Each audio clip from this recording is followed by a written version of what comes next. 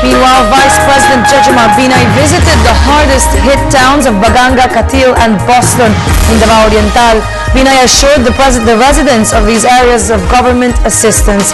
He said this will be in the form of housing materials for those who lost their homes and financial help. Two family members were killed in the disaster. According to Binay, the Pag-ibig Fund will also extend assistance to affected members. Ikaw ay Pag-ibig member, tapos nagpagawa ka ng bahay, umutang ka sa Pag-ibig, yung bahay mo na nasira, babayaran ng insurance yun. Ngayon, yung iba naman, yung Pag-ibig members, pwedeng mag-apply ng calamity loan at saka yung personal loan. Ang hindi nababanggit sa amin sa Manila ay yung agricultural damage dito.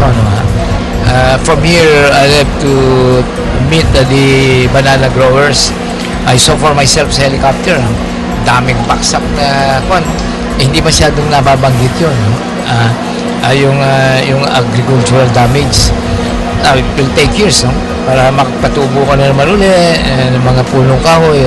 Nagpigil lang ako eh. Maiiyak na rin ako dun sa hindi ko talaga, sabi nga nung mga sundalo, parang Hiroshima yung Katiil na yun.